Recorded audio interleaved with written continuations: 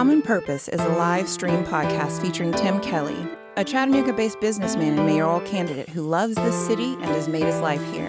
Beyond the conversation, Common Purpose is a show about elevating the bonds that unite us as a community and resisting the forces that would tear us apart. Hey, welcome to Common Purpose, a podcast about elevating the bonds that unite us here in Chattanooga. I'm Tim Kelly, and once again, we're tackling an issue here that is near and dear to my heart and my wife Jenny's heart, and that is and our outdoor assets here in the scenic city.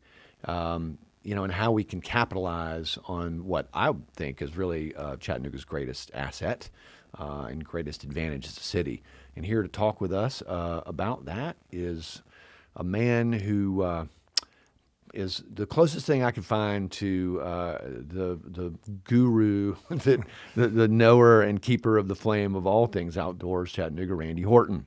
Welcome, Randy. Yeah, thanks for having me. Yeah, so Randy is the founder and executive director of Wild Trails. That's correct. He's a transplant from Boulder, but he is very much a Chattanooga now. And I don't know of another human being here that knows the map and the landscape as well as Randy. So thank you for joining us. Well, that's kind. Yes, I'm happy to be here. Well, tell us a little bit about, how you got to Chattanooga and why you think it's a special place. So, it's kind of a mistake almost. We were looking to move out of Boulder and wanted to move somewhere else because Boulder's kind of outgrowing us. One day that kind of hit me, and this is kind of a similar situation that Chattanooga has, that they were starting to have air quality alerts so often that they didn't want anybody in Boulder to go outdoors. Wow. It was like red level stuff. Yeah. And in Colorado, and I don't think they have it here, they have big time inversions because it's right between the Rocky Mountains and the Great Plains, and the air just sits. And we think, man, I don't want to live in a place where I can't go outside. Yeah. And it was growing so fast. Another problem I think that Chattanooga might be having is growing beyond the infrastructure growth. So, letting developers just take over. Yeah. And that they made a huge mistake. And so I got a job. I was an executive for a high-tech company, and I got a job in Huntsville. And we kind of thought we'd be there 3 to 5 year stint and then move back west somewhere. Yeah. But we came to Stump Jump the first year that they had it. Yeah. And we were big ultra runners. Both of our adult lives have been trail running. And once we discovered Chattanooga, you couldn't pay me enough to move anywhere else. Right. So as soon as kind of my job was up there, we found good employment here. Chris teaches at UTC, yep. And it was just great move, and you couldn't pay me enough to move anywhere else. Yeah, it's an amazing place, and I think Chattanooga again, a little bit of a undiscovered, a little bit of a hidden secret, right? I'm always amazed at how many people come here either for the outdoor economy or for the outdoor assets, yep. But it's not like it's not very widely known. Maybe that's not a bad thing. It is not a bad thing, yeah. And I think I did a lot of research on trails and trailheads, and second place in the United States, I think, is Ashland, Oregon, that has something like 20-some trailheads within 35 minutes of downtown. Chattanooga has over 50, like 56 trailheads. Yeah. And so thanks to our forefathers that decided to buy up the land and give it to the citizens in the form of land trusts or whatever, every direction you look in Chattanooga, there's awesome trails and awesome trailheads. Yeah. And we'd never really been into the water before we moved here and got into kayaking, and then just as soon as stand-up paddleboarding became a sport of any substance, I just fell in love with that and have just embraced that. So Wild Trails used to be all about dirt trails, but right. Now waterways as well. And yeah, it's just a great place. And then climbing is another big piece of it. Chris and I were both big climbers in Colorado, moved to Huntsville, and there was some decent climbing around there. Not bad. Then come here, it's like everything now it's still being discovered. I mean, Exactly. It's not. Yeah. It is so far from being over that we have all the crags. I mean, it's all new stuff everywhere you look. It's just amazing climbing. Yeah, and it is amazing to me. When Jenny was working for Solomon, I helped her do shoe demos over in Asheville, and of course, Asheville is what everybody thinks about when they think about kind of, the premier outdoor city in the Eastern Mountains. But it's, you spend any time in Asheville, and Chattanooga's laps them about 3 times in terms of the I'd variety, like to show. the amount. Yeah. I mean, they have some great opportunities there for trail races, and they don't do them. They don't. I know.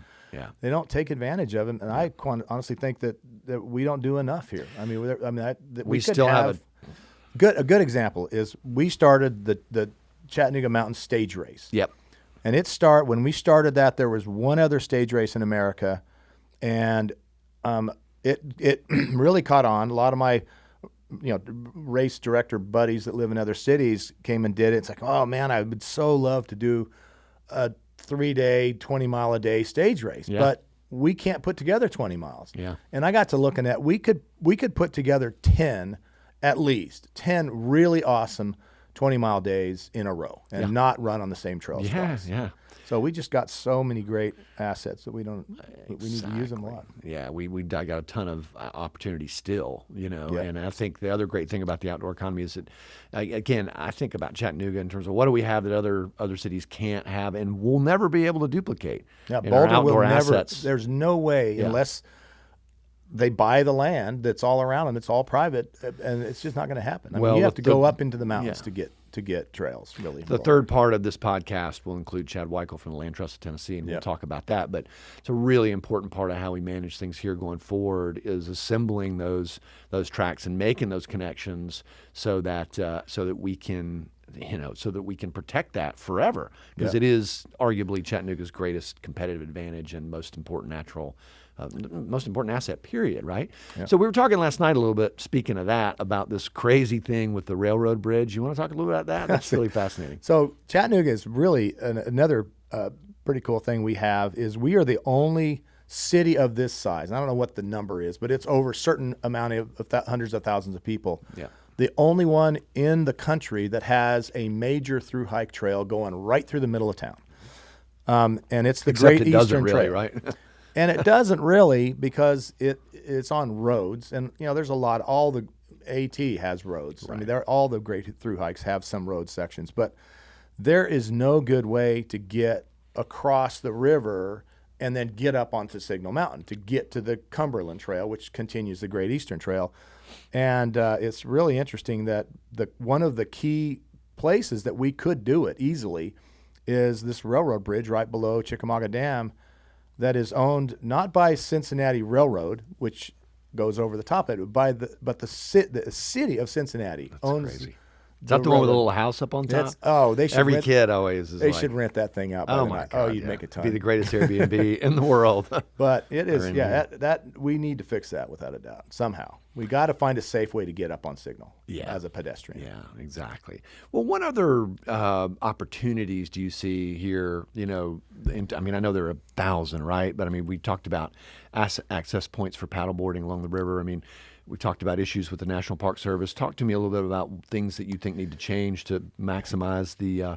COVID, the one and maybe the only really good thing I've seen because of this pandemic is more and more people than I've ever seen before out using the trails. Yeah, and parking lots are packed. Yeah.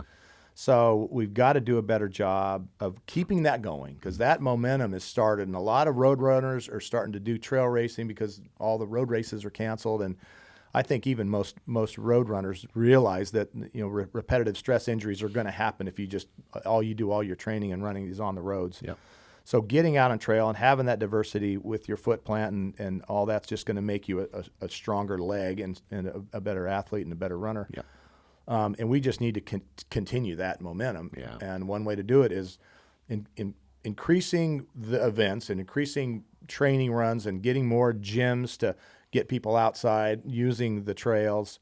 That's definitely got to happen. Mm-hmm. And then the other thing with the paddling, stand-up paddleboarding is the second greatest, fastest growing sport in the history of mankind. Yeah. First is still mountain biking. And it is growing like crazy. And it's a shame that there's no really good place. Zero really good places to put in if you have a kayak, a hand-held craft. Right. Everybody, I don't know who designed that. It was a boat ramp underneath Market Street Bridge. It's not a paddle access ramp. No. And so many people have busted their butt slipping on that thing and breaking their, really expensive, carbon fiber, whatever, Or their tailbone. or their tailbone. Yeah, there's just no really good spots, and I think there's a lot of good opportunities that I think Wild Trails could help with, but we don't need anything fancy. It's just a trail to the water. Access, That's right. all we need. Yeah. And we call all these things, all these parks, river parks and river view parks, and they're all looking at the river. There's no access to hardly any of them. So yeah, I think that'd be a big one. Yeah, I think that's a big opportunity for us too. I mean, when Chattanooga really started, it's what I think most people would peg as the modern Renaissance. Mm-hmm. The whole idea was, hey, there's this incredible river running right through the middle of town. I mean, when I was growing up here, it seems almost unbelievable now, but it was just an afterthought. Yeah. I mean, there was no real thought of recreational use. If you were going to get on a boat, you did it on the lake, Yep. and so, but obviously the world's changed for the better in that regard. But I think, we need to catch up, because it's, if you can get out, I know there's some private access, the Micro Patent Tennis Club, actually, we joined that recently, mainly not so much to play tennis, but because it includes a paddleboard launch and access, and they've got boards that you can use right across from McClellan, Yep. but it's private, right? We need public access points where you can get in the hot summertime months. We were talking about this when it's too hot to really trail run. Man, there's nothing like getting out there and paddling around McClellan Island and Jumping in the water. Yeah. jumping in the water, do some fishing. You've been towed by a fish, right? Oh my God! Let me tell you, fishing on a stand-up paddleboard is not for the faint of heart, for sure. That's exciting stuff, It is, You want to tell me that story again? I'm sure. Well, I mean, there's been actually two of them, but the big one was I was in the ocean. It was kind of an inlet where we stay down at Alligator Point. Great place. yeah, that is a great place. And I don't really know how to fish, first of all, so I'm just kind of messing with it. And I didn't catch really a fish, you're a anything. fisherman, man. But this thing caught me so off guard and launched me into the air. I mean, it was amazing how strong this thing was. It was a redfish. Yeah, And it really they're- wasn't that big. Yeah. But they are fighters, not quite as strong as bass, but man, they are fighters. And I just went swimming, and I'm worried because I don't have a leash Right. onto my board. I lose my paddle. All I have is my fishing pole, and he's kind of yanking me around. And I'm getting water in the face, up the nose. I'm like, what do? Do I let go of my pole that I just Yeah. bought? Yeah. I was like, so I finally got to some shallower ground and was able to stand up a little bit and reel the fish in. Then I got the fish. I'm like, my board is like 50 yards away. Yeah. I'm like, what do I do now? Yeah. So I let the guy go. Funny, not funny, but adds a whole new dimension to fishing. Yeah. It's like, Well, just if you want to fish on a stand-up paddleboard, don't do it on a 24-foot wide racing board. I mean, Right. they are not very stable. yeah, no, I guess that's They make that's special great ones just for advice. fishing. Yeah. What's going on at Wild Trails? You want to talk about what you guys have got coming up? Really cool new thing. So I just did this really great trip. I hiked the whole Cumberland Trail and then paddled back to Chattanooga. It was just phenomenal. And the first time in my life I'd done lightweight packing. I mean, my pack was like 45 pounds.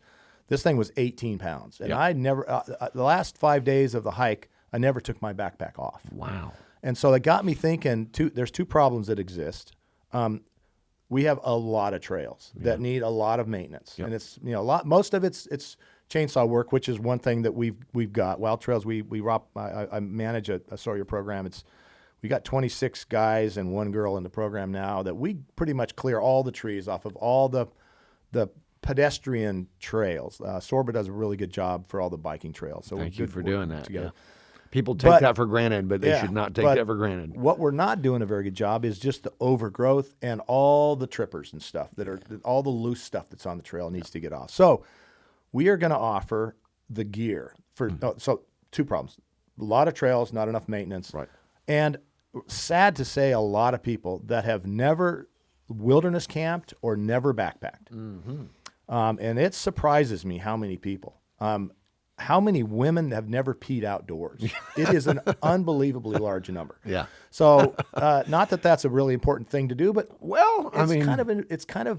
it's something that that's our nature. We are animals on this planet, and we don't act like it. But so we are going to offer a free trip, an overnight trip to start with, and maybe grow it to be a week-long trip. Yep. that you will provide the gear and we'll provide cooking. We're going to hire a Sherpa cook that's going to bring really good food. That's amazing. To the camp. And your job is, because the pack probably then, if you don't have to carry food or water or cooking stuff, probably going to be about 10 pounds. Okay. So it's not going to be That's a not big bad. deal. So we're going to offer a tent, a backpack, and a sleeping bag. You're gonna be like our local version of Bear Grylls, man. You can put people through the paces. So and then during the day, we just talk to them about there's so many myths out there about nature and about why people don't get outside. Yeah. And all of those myths need to be broken. There's too much TV watching. Right? Totally. Moise Baptiste is the other person. This will be a 3-part podcast. And Moise, started Wakanda Trail Runners to try to get, people of color, particularly African Americans, out on the trails who typically don't. No reason why not, right? None. But just Zero. breaking that barrier and getting them to sort of get out there and realize how great it is. And we'll be doing a post later today, right? And getting people to understand that it's about, as you say, not just physical but mental health and wellness. Yep. And nothing like the outdoors can provide for that. And it's right here on our doorstep. It's not just about tourism, right? It's really an asset that should be focused on locals. Now it's a perfect time to talk about health because right. If you haven't read it, everyone needs to read a book called The Nature Fix. Okay. Where this is all fairly new science this is a science-based book. Okay. Another one is called The Secret Life of Trees, but all fairly new science that shows that forest bathing is it's fixing so many problems. Kids on the spectrum. Yeah. This one study said there's no reason for drugs. Never. Wow. Get these kids outside in the wilderness. Yeah. As deep into the forest as you can get. Yep. And there's just so many good things about getting outside, and it's not just physical exercise that we all need. That's one thing that kind of is a little bit surprising. We pat ourselves on the back about being this great outdoor city, but the health and wellness of our citizens is dismal and getting worse. It is. It absolutely so we is. need to fix that. Yeah. The number one zip code in Tennessee for health outcomes is Lookout Mountain, Tennessee. And again, this correlates to income as well. Number 599 out of 600 in Tennessee is Alton Park, half mile from the bottom of the mountain.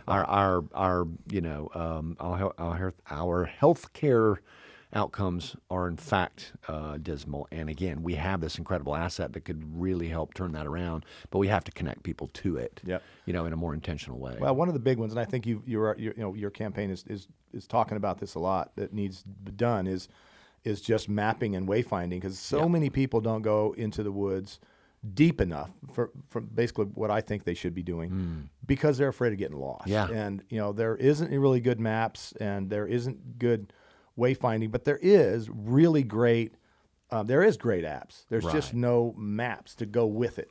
You can as long as you don't lose your battery on your phone, you can't get lost if you know how to use some of these apps. Yeah, and a lot of it is, a lot of what you guys can do is help educate people as to how to do that. Yep. Well, let's say, it's successful. Right. And we get people out there using it. Pretty soon, we're going to be the dog chasing the car that caught it, and we're going to be thinking about mitigation and impact. Yeah. Right. So, what do we need to be thinking about there? Man, I don't think so. I look at places like Boulder. Yeah.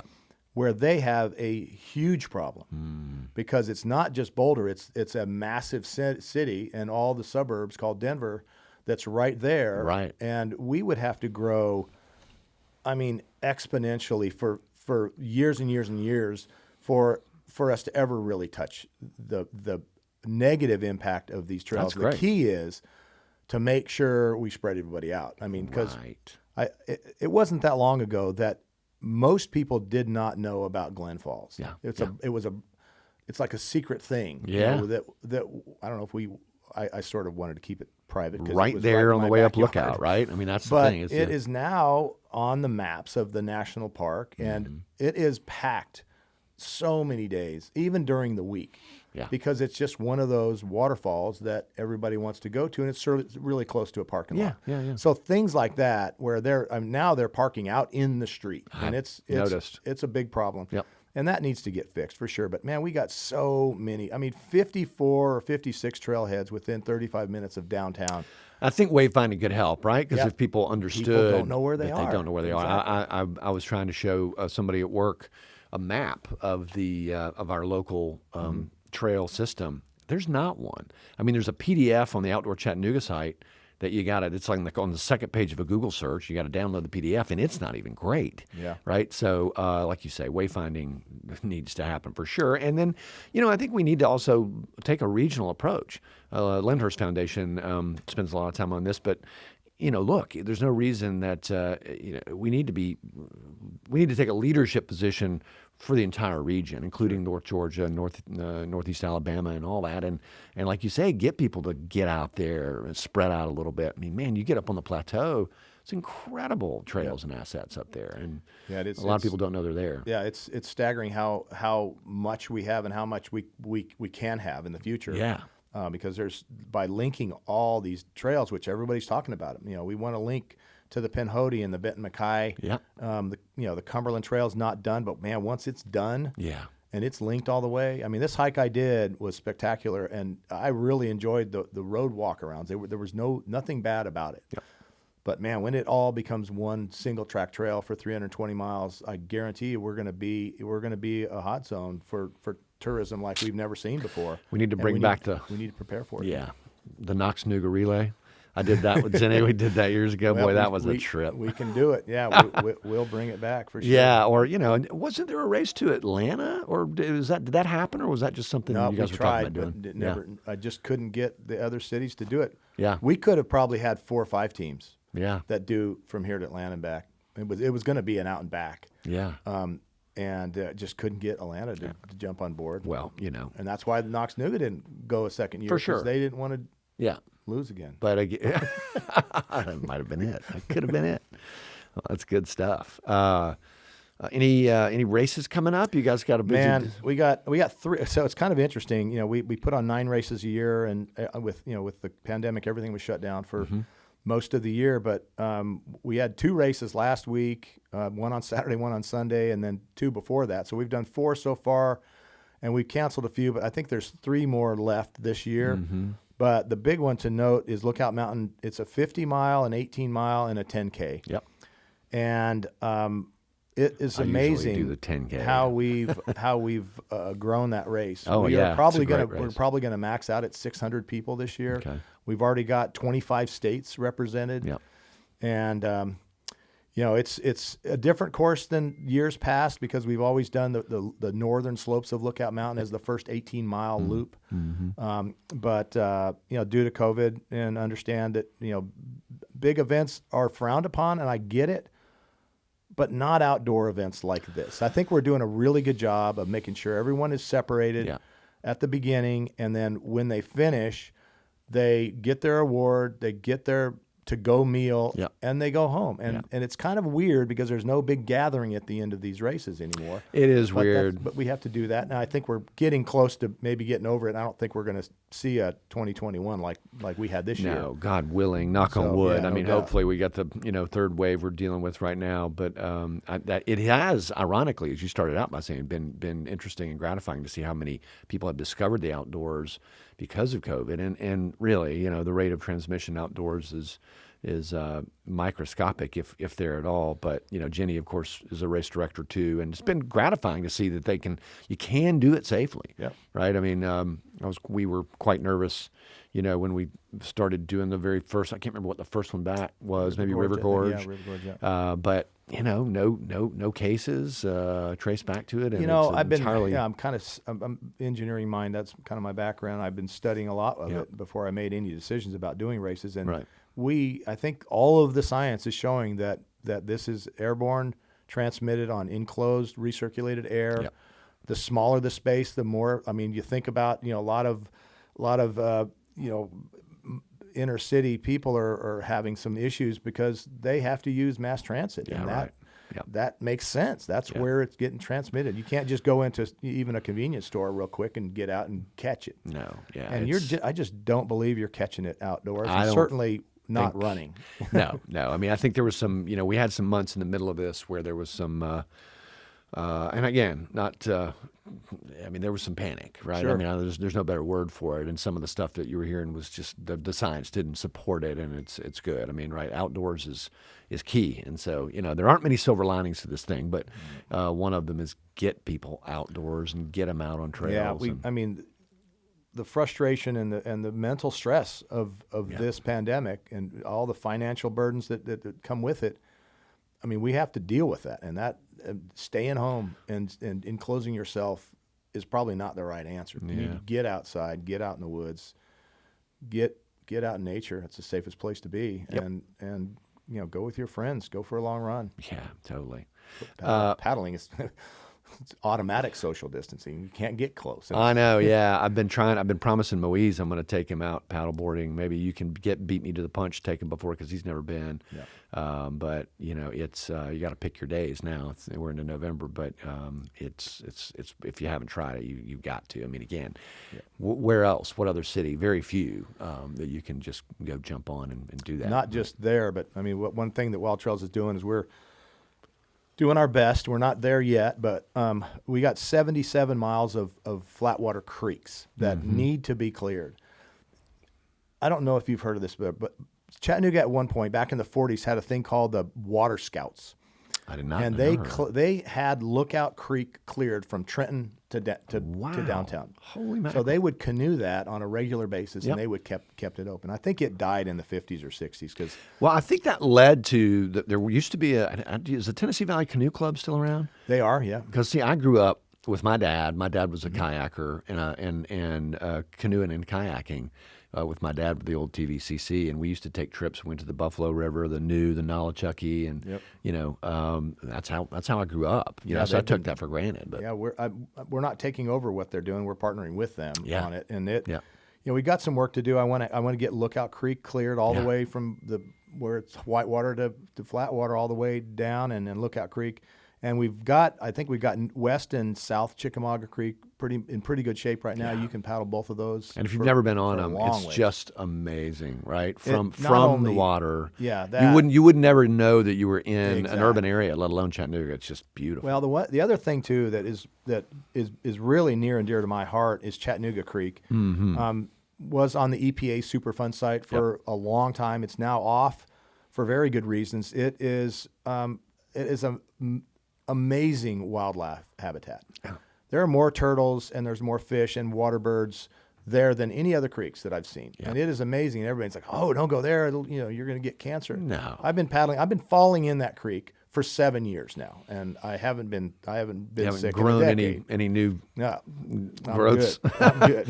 Well, a lot of that. We actually had a podcast with Steve O'Neill around sustainability, and a lot of that stuff is buried in the mud at the bottom of the creek, and if it's undisturbed, it's not it's not going to bother you. Still needs to be cleaned up at some point somehow, but you're exactly right, and it's been great. When I was growing up here, man, there were no great blue herons at all. Really? No, there were none. There's certainly no eagles or ospreys, and a lot of that I think had to do with DDT. But seeing the ecosystem recover and kind of flower again has been it's amazing, right? Yeah, and it's part of what makes this place so special. So. Yeah, and that's where I paddle mostly is the creeks. Yep. I do a lot of it, starting from the Tennessee River, and then I go up the creeks and back, and that is just amazing because I hardly ever see anybody, and it's a great place to go and get away, without a doubt. So we're about out of time, but I want to ask you one last question, just sort of an interesting one. You got new people. If you got new people coming into town and they've got like a day in Chattanooga, where do you take them? What do you show them? Which sport? Whatever. Man, I think probably one of my favorite places to go that not only is a great asset, but also just a great view of the city and great to see what we got is the Bluff Trail. Yeah.